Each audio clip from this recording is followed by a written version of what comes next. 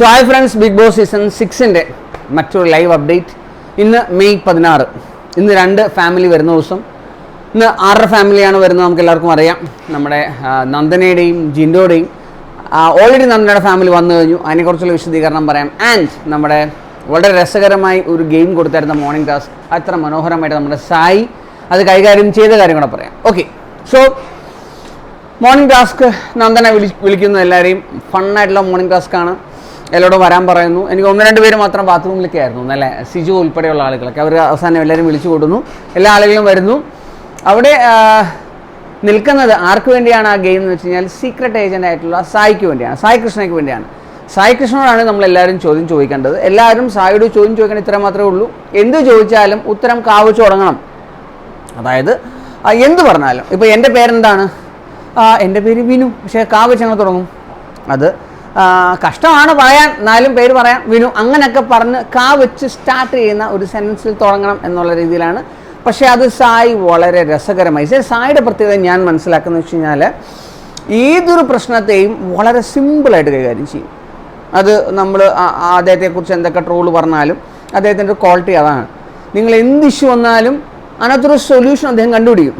ആ സൊല്യൂഷൻ കണ്ടുപിടിക്കുന്ന രീതി വളരെ സിമ്പിളായിരിക്കും. ആൻഡ് വലിയ അതിശയോക്തിയോ ഇപ്പോൾ ജയിച്ചു കഴിഞ്ഞാലോ ഓവർ റിയാക്ഷനോ അല്ലെങ്കിൽ ഓവർ എന്താ പറയുക ഒരു ആഹ്ലാദ പ്രകടനമോ ഒന്നുമില്ല. ഓക്കെ, ജയിച്ചു, ഫൈൻ, തോറ്റു, ഓക്കെ ഫൈൻ, ആ ഒരു സ്റ്റൈൽ ഓഫ് രീതിയാണ് സായിക്ക് ഞാൻ എപ്പോഴും കാണുന്നു. സോ മോർണിംഗ് ടാസ്ക് ആയിരുന്നു. മോർണിംഗ് ടാസ്കിൽ കുറേ ചോദ്യങ്ങൾ ചോദിച്ചു. അവസാനം ആരാ ചോദിച്ചത്? അപ്സരയാണെന്ന് തോന്നുന്നു, ഐ നോട്ട് ഷുവർ. അപ്സര ചോദിച്ച ചോദ്യമുണ്ട്, എന്താണ് വൈഫിൻ്റെ പേര്? സ്നേഹ ആണ് എന്ന് നമുക്ക് എല്ലാവർക്കും അറിയാം. സോ അതെങ്ങനെ കൈകാര്യം ചെയ്യും? അപ്പോൾ സായി ഒന്ന് ചിന്തിച്ചിട്ട് ഉത്തരം പറഞ്ഞത് കുമാരി സ്നേഹ എന്നാണ്. സോ അങ്ങനെ വളരെ ഉരുളിക്കുപ്പേരി എന്നൊക്കെ പറയുന്ന പോലെ വളരെ പ്രോംപ്റ്റായിട്ടുള്ള ഉത്തരങ്ങൾ സായി വളരെ മനോഹരമായി ആ ടാസ്കിനെ കൈകാര്യം ചെയ്തു എന്നുള്ളതാണ്. അത് ഒരു നല്ലൊരു ഗെയിമറിൻ്റെ ഒരു ഗുണമാണ്. പക്ഷേ വേണമെങ്കിൽ ചൂടെ സ്പീഡിൽ പറയാമായിരുന്നു. അപ്പം ഞാൻ ആലോചിച്ചു, ആരെങ്കിലും ഇങ്ങനൊരു ചോദ്യം ചോദിച്ചിരുന്നെങ്കിൽ ലാലേട്ടനെയാണോ മമ്മൂക്കയാണോ ഇഷ്ടം? അങ്ങനെയാണെങ്കിൽ എന്തുത്തരം പറഞ്ഞേനെ സായി? നിങ്ങൾക്കറിയാമെങ്കിൽ ഒന്ന് കമൻറ്റ് ബോക്സിൽ രേഖപ്പെടുത്തണേ. സോ അത് രസകരമായിരിക്കില്ലേ?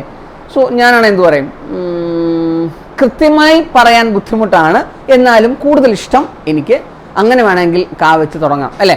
ഓക്കെ, സോ അങ്ങനെ വളരെ രസകരമായിട്ട് സായി ആ ഒരു എന്താ പറയുക പ്രോഗ്രാം അല്ലെങ്കിൽ ആ ഒരു മോർണിംഗ് ടാസ്കിനെ സുന്ദരമായിട്ട് കൈകാര്യം ചെയ്തു.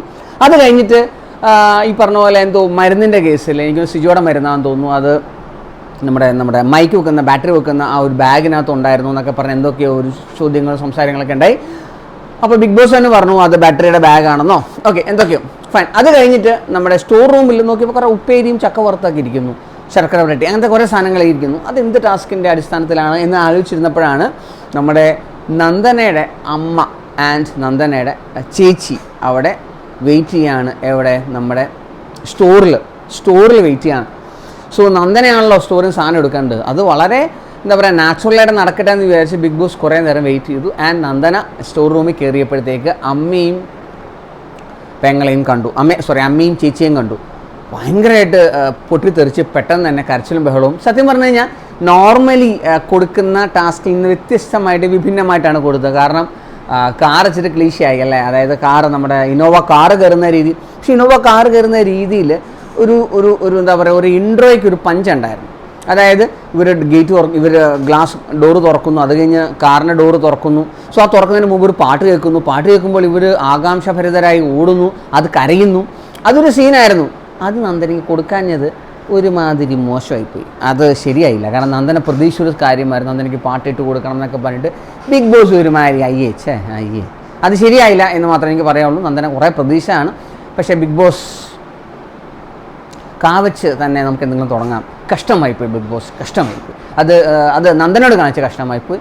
ജാസ്മിൻ ഓൾറെഡി പറഞ്ഞു, എനിക്കൊരു കാര്യം പറഞ്ഞേക്കാം, എനിക്ക് കാണാൻ പോണ പരിപാടിയൊന്നും ഇഷ്ടമല്ല. എൻ്റെ അച്ഛനും അമ്മയാ വരുന്നെങ്കിൽ സ്റ്റോർ റൂമിൽ വരത്തില്ല, അവർ കാറെ വരുത്തിച്ചാൽ മതി. എനിക്കെല്ലാം പാട്ടെല്ലാം കേട്ട് കരഞ്ഞ് കൂയി നാറി ചീറ്റേണ്ടതാണ്, അതുകൊണ്ട് എനിക്കത് പറ്റത്തില്ല എന്ന് ഓൾറെഡി ജാസ്മിൻ അവിടെ ബിഗ് ബോസിനോട് പറയുന്നുണ്ടായിരുന്നു. ഓക്കെ, സോ നന്ദനയുടെ പേരൻസ് വന്നു, നന്ദനയുടെ അമ്മയും ചേച്ചിയും വന്നു. അവരെല്ലാവരും കെട്ടിപ്പിടിച്ചു, എല്ലാവരെയും പേരുകളൊക്കെ പറഞ്ഞു. ഭയങ്കര സന്തോഷമായി.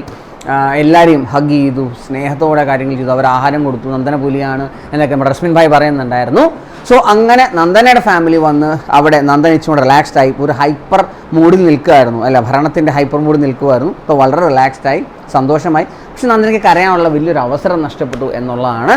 കാരണം പെട്ടെന്ന് വന്നത് കാരണം പെട്ടെന്ന് ഒരു റിയാക്ഷൻ കൊടുക്കാനുള്ള ടൈം ഗ്യാപ്പ് കിട്ടിയില്ല. കാരണം നമുക്ക് കരയണമെങ്കിൽ ഒരു സ്പേസ് വേണമല്ലോ, ഒരു ബ്രീത്തിങ് ടൈം വേണമല്ലോ. ആ ബ്രീത്തിങ് ടൈം കൊടുത്തില്ല ബിഗ് ബോസ് എന്നുള്ളതാണ്. ഫൈൻ, അത് ഓരോ രീതികളാണല്ലോ. ഇനി അടുത്തത് നമ്മുടെ ജിൻഡോ ചായൻ്റെ അച്ഛനും അമ്മയാണ് വരുന്നത്. അവരും സ്റ്റോർ റൂമിൽ തന്നെ കാണും എന്ന് തന്നെയാണ് പ്രതീക്ഷിക്കുന്നത്. കാരണം അവരെയും കാറിൽ കൊണ്ടുവരാൻ സാധ്യതയില്ല. സോ ഇന്ന് നന്ദനയുടെയും ജിൻഡോയുടെയാണ് വരുന്നത്. ഇനി ജിൻഡോയുടെ പേരൻസ് വരാനായിട്ട് കാത്തിരിക്കാം. എന്തായാലും ആളുകൾ ആകാംക്ഷഭരിതരാണ്.